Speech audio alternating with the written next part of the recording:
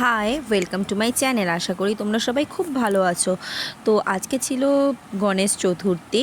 তো আমি সকাল সকাল একেবারে স্নান টান করে নিয়েছি, আমার অফিসও ছিল আর ঘরে একটা ছোট্ট গনু ছিল, তাকে পুজো দেবো বলে।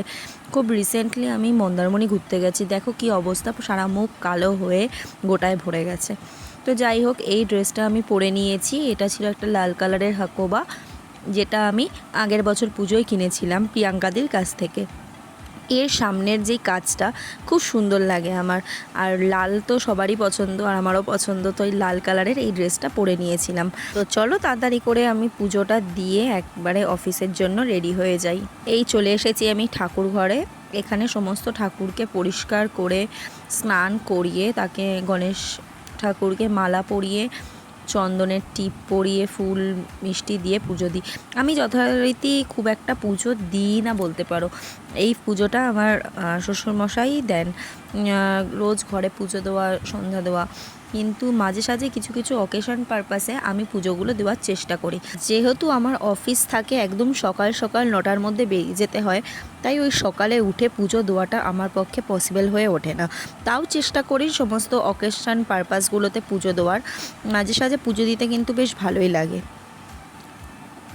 তো দেখো, আমি ঝটপট করে পুজোটা দিয়ে একেবারে রেডি হয়ে অফিসের উদ্দেশ্যে বেরিয়ে পড়ব।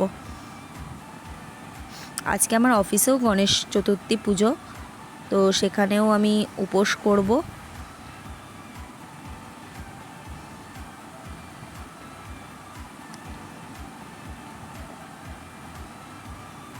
আমি অফিসে চলে এসেছি আর দেখো এখানে সমস্ত গোছগাছ হচ্ছে। আমার হসপিটালে জব, আর এখানে দেখো ঠাকুরও একেবারে রেডি। এই ঠাকুরটা নতুন আনা হয়ে মানে প্রতিষ্ঠা করা হবে এই বছর। তো দেখো কত সুন্দর মুখটা।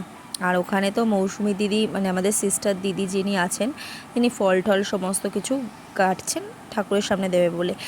যেহেতু ঠাকুরের প্রতিষ্ঠা হবে, তাই তাকে সমস্ত ঘি চন্দন যা যা দেওয়ার সমস্ত কিছু দিয়ে স্নান করানো হবে। আমাদের ঠাকুর দেখো সিংহাসনে একেবারে বসে পড়েছে, আর আমি এদিকে অফিসের কিছু কাজ বাজ করে একেবারে রেডি হয়ে চলে এসেছি। যেহেতু অফিস, তাই আমাকে কাজটাও সমানভাবে করতে হবে, আর এদিকে যেহেতু আমি অঞ্জলি দেব, তাই আমাকে এই পুজোর দিকটাও দেখতে হবে।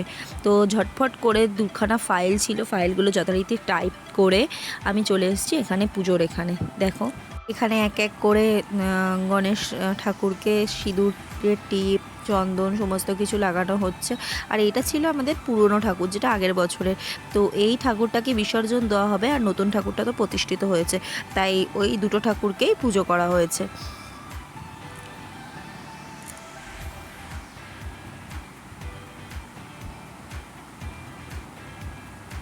এবার আমি অঞ্জলির পালা।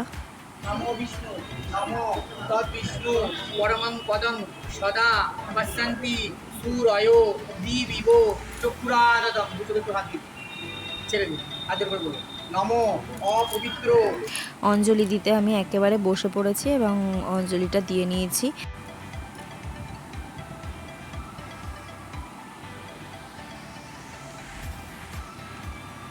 আর এখানে হচ্ছে সমস্ত দিদিরা দাদারা অফিসের যত স্টাফ ছিল প্রত্যেকে এসে গেছে।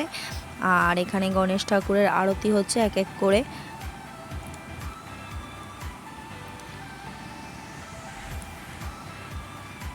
অ্যান্ড তারপরে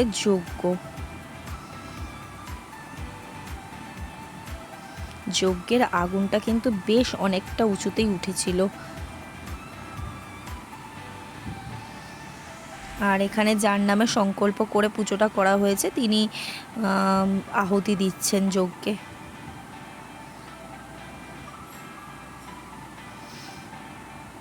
এবার পুজো আমাদের একেবারে কমপ্লিট। এবার ফল প্রসাদের পালা। আমি তো এক প্লেট ফল নিয়ে বসে পড়েছি, খুব খিদে পেয়ে গিয়েছিল। আর এখানে মৌসুমি দিদি আমাদের সমস্ত স্টাফদের জন্য ফল টল প্রসাদ বাড়ছিল। আর দুপুরবেলায় তো আমি লাঞ্চ করে নিয়েছিলাম নিরামিষ, আর তারপরে আবার কাজে লেগে যেতে হয়েছে। তো রাত্রিবেলা একটা ইনভিটেশন ছিল পূজা বৌদির বাড়ি গণেশ পুজো উপলক্ষে। তো আমি দেখো এই গাউনটা পরে একেবারে রেডি হয়ে চলে গেছি, আর আমার ঠাকুরের ক্লিপটা নেওয়া হয়নি। তো তারপর কিছুক্ষণ আড্ডা মেরে ওপরে খেতে চলে গেছি। দেখো এখানে সবাই আমাদের গ্রুপরা প্রেজেন্ট। খাওয়ারে ছিল কচুরি, চানা, পোলাও, আলুর দম, পনির, পায়েস আর একটা ভেজিটেবিল চপ। খাবারগুলো খুবই কিন্তু টেস্টি ছিল। তো এইভাবে আমি গণেশ পুজোর সারা দিনটা কাটালাম। আর ভিডিওটা ভালো লাগলে লাইক, কমেন্ট, শেয়ার আর চ্যানেলটাকে একটা সাবস্ক্রাইব করে দিও। দেখা হচ্ছে নেক্সট ভিডিওতে, ততক্ষণের জন্য টাটা। সবাই কিন্তু খুব ভালো থেকো।